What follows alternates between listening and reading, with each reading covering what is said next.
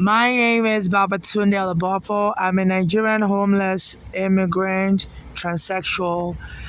I'm out here in Queens, New York, and I've been targeted by hate gangs in America. They minorities, primarily Black Americans and Spanish.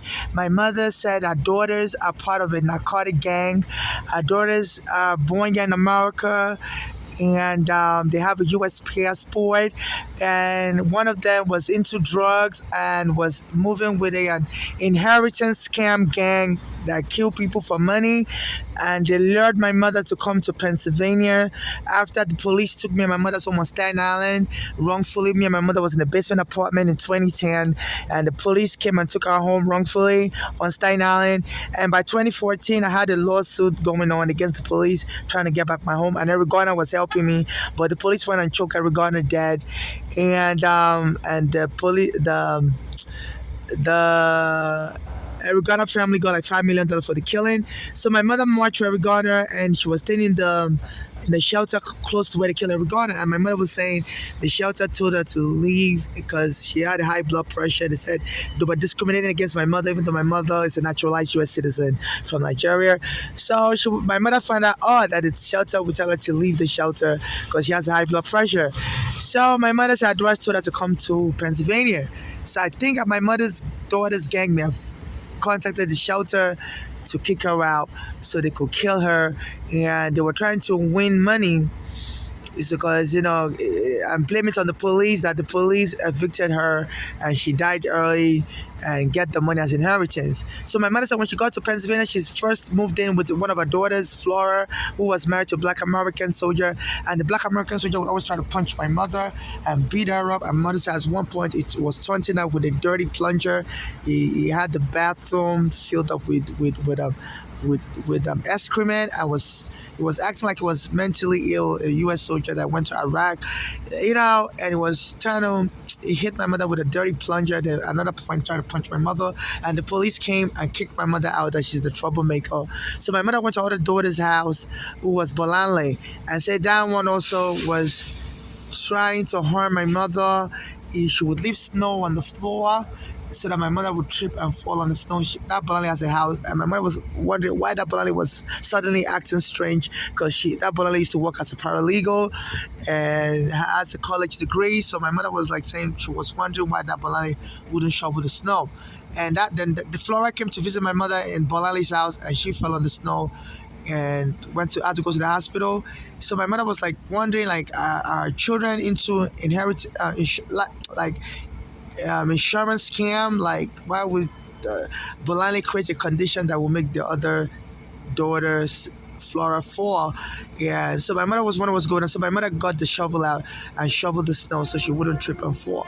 So my mother noticed that, my mother said one time Flora put my mother in the back seat of a car and went and hit somebody's house to like scare my mother to death.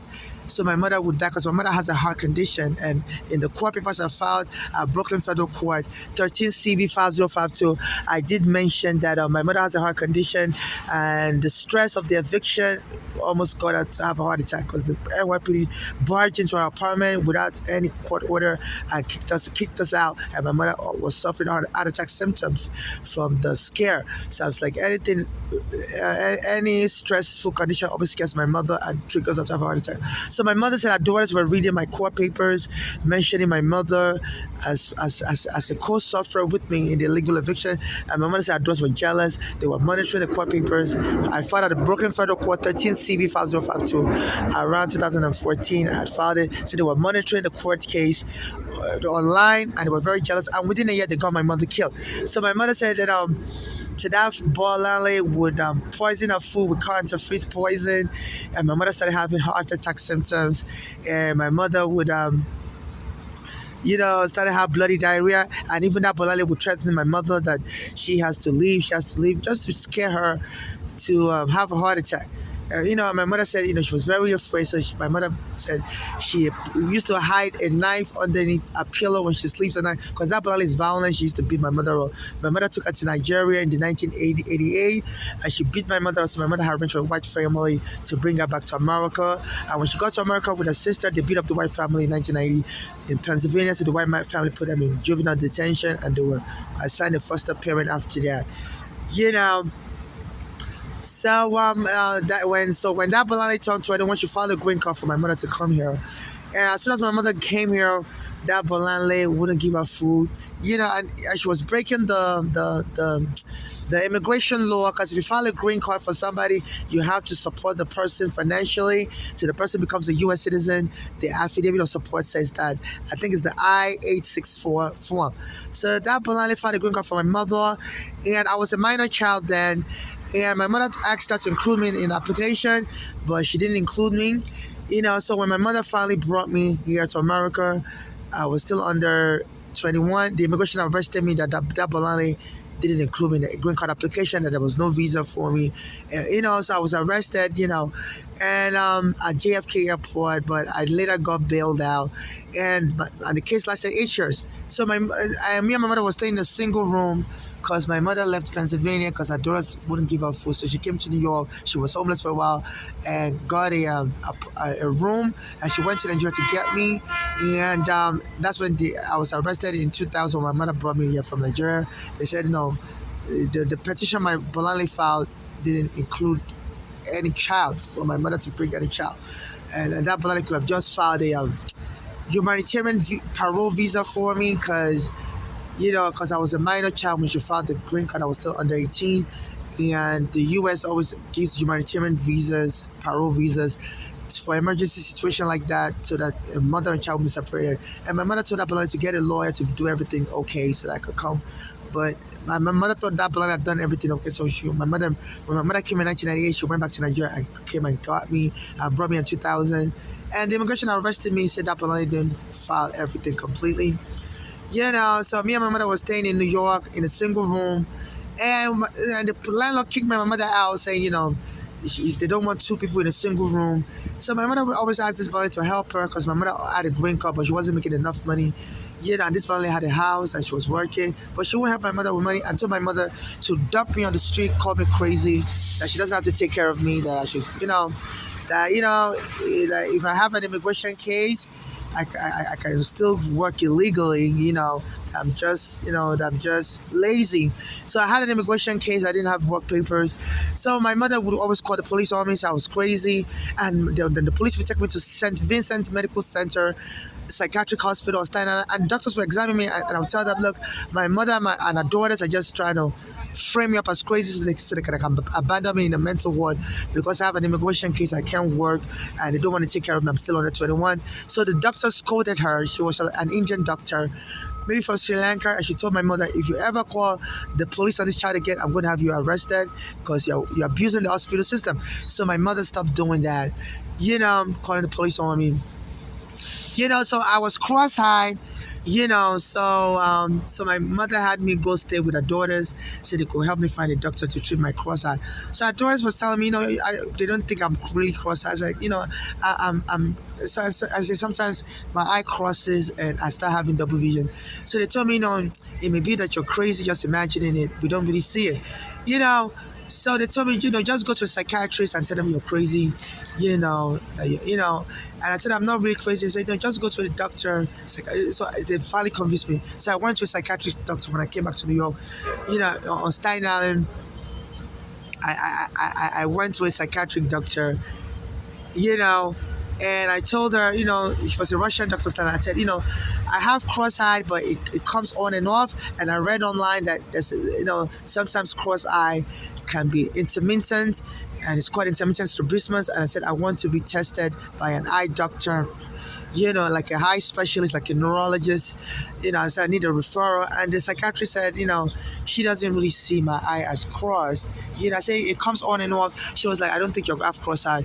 And she was like, I'm just going to diagnose you as delusional. That you're just imagining that you have a medical issue. So sometimes people imagine they have a medical issue. I would, I said, I really have cross-eye. I said, it comes on and on. I said, can you please send me to a neuro ophthalmologist? Because I was reading online that there's some cross-eye that comes on and off. She was like, no, I'm just going to diagnose you as delusional. So as soon as she gave me that diagnosis, my mother told her daughters that I finally got a diagnosis. That's crazy. So her daughters told her to bring me back to Pennsylvania, so they can F me up. So at that time, me and my mother was staying in the hotel because the landlord had kicked my mother out of the room we were in. So my mother lured me. So she was like, she lured me from Staten Island she was told me to go come with her to Manhattan. So when we got to Manhattan, she bought the bus ticket to go to Pittsburgh. So I was like, no, I don't want to go back to your daughters. No, I went there to them and they were telling me to go declare myself crazy. That my eye problem is not really a real cross-eye. I said they were treating me bad the brief time I stayed with them in Pittsburgh. As soon as I arrived from Nigeria and I stayed with them, I said, I don't want to go back there. She was like, no, we're just going there for one day only. We're going to come back the same day that she forgot something. She's going to pick it up there. So my mother, kidnapped me through force, coercion. I got me on the Greyhound bus with her because I didn't really know my way around. I was still new in America, so I'm new to the Manhattan and stuff. So I didn't really know my way around. And my mother just brought me here from Nigeria, so I had no choice than to get on the Greyhound bus with her to go back to Pennsylvania with again for the second time. So when we got there, so I noticed as soon as we got into Flora's house. Then my mother came outside with Flora and they entered the car. So I came outside also and entered the car. So that Flora told me to get out. As I was about to, I opened the door. As I was trying to get out of her car, she sped off and I fell down and she ran me over. Then that Bolale called the 911, said I was delusional and had a weapon. I was about to kill them. So the Pittsburgh police came in 2001 with their police. So I told them, my mother's daughters are making up the lie. Now my mother tricked me to come to Pennsylvania from New York under false pretext that we're just here for one day stay only because she needed to get something from some document. I told her I have an immigration case in New York and I was kidnapped by my mother through coercion, that she has a green card and she's mistreating me, addressed as the U.S. passport. I'm the only one that don't have any status, and my mother's daughter said, I'm lying, that I'm just crazy, I'm just imagining. So she lied to the police, so the police told me to get into the ambulance. They arrested me and took me to Mercy Psychiatric Hospital in downtown Pittsburgh, Liberty Avenue. So I told the hospital the same story, but they didn't believe me. I said, we don't think you have an immigration case. We think you're just imagining. So I was calling 411. I called the immigration office. They had an 800 number. But it was of no good. I think I told them to mail me my immigration papers, but it was going to take a long time. And I was telling the hospital, look, I have an immigration court date coming up in a number of days. If I don't go, they're going to deport me in absentia. And this is what my mother's daughters for. That's why they kidnapped me and brought me to the hospital by lying. So the hospital said, we don't believe you, and stop calling all these immigration numbers because you're just delusional. So we're going to increase your medication. So it's like, okay, let me make one more phone call. They're like, no, you've called enough. I said, let me make one more phone call to my lawyer. So I called my lawyer, Ralph DiPietro, based here in New York. He's an immigration lawyer, and he spoke with the hospital. Yeah, I do have an immigration case. I have to be there in a few days because otherwise they will deport me in absentia. So the hospital apologized to me. They were like, your mother's daughter Bolale, she sounded normal. Like we didn't believe she was lying to us. Like she's such a, she's such like a psychopath. And even when she came here to America, she beat up the white family she was staying with, and they described her as like a narcissist. Like that whatever she wants, she doesn't mind ruin anybody's life just to get whatever she wants. And that Bolale used to tell me that because around that time in 1999 Diallo was killed. He was a West African immigrant. So my mother brought me in 2000. So that Bolale used to tell me that the police in America will kill a black person real quick, so they're not like the police in Nigeria. So she was warning me that please be careful. When I first met her in 2000 in Pittsburgh, she was telling me that, look, be careful about the police in America. They'll kill a black person real quick. It says just be careful if they ever stop you, cooperate with them. She was like, said the police, so easy to get a black person killed by the police. It's very easy to lie on a black person. So she was like, if anybody ever lies on me, I should just cooperate with the police. So I was like, this is why is she talking like this? And so a year later, she lied on me that I was crazy. I was about to I was attacking them with a knife and stuff, and to lock me up in the psychiatric ward. She has an American passport. At that time, I didn't have any status, you know, and I had an immigration case. So she was just trying to help my mother get rid of me, so that I could get deported to Nigeria fast if I missed the court case, and that would be it, you know. And they get to stay here, my mother get to stay here, you know, because she didn't want to be responsible for my mother, because even though she's filed for the green card, and at that time my mother only had the green card, so she had to take care of my mother and my mother's household, including me, because that's what the green card sponsorship means. You have to take care of the immigrants and their household till the immigrant you're sponsored here become a U.S. citizen. So my mother was still had a green card and she wasn't a U.S. citizen then. So that family didn't want to take care of me. So she was like, no, she just ruined me and get me killed by the police. And also she was trying to get the police to kill me because she saw that the Diallo case when the police killed Diallo because they thought he had a weapon. They paid the Diallo family money. So this family always gambles a lot. And I told her sometimes I have dreams that come true. So she was like, if you ever dream about this lottery number, give it as you give it to her the numbers so she can play it. You know, and she was on drugs. She was very thin. I didn't understand why she was very thin. My mother finally told me that she was on drugs like cocaine and stuff because I thought it was really rare when I met her. She was extremely thin. By that time my mother was like my mother didn't really know at 2001 that she was on drugs. So my mother thought that she was just dying because she was like extremely thin. You know, I thought that was really weird. You know, because she had a U.S. passport and everything, and she was young, and so I thought, you know, because she was never that thin before, she was always very healthy looking. But you know, when she came to Nigeria in 1988, she was very healthy looking.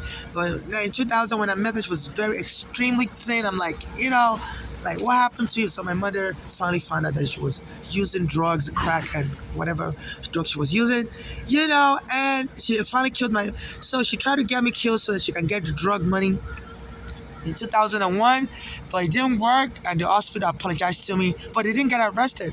So they told her to, you know, so they told me that, you know, I should just forgive her and go to my immigration court hearing. That was in 2001. 14 years later, she lured my mother again. I believe told the shelter my mother was in to kick my mother out of the shelter. She had marched for Eric Garner, and she was like the shelter was treating her bad. So my mother, you know, in case my camera cuts off, yeah, I'm gonna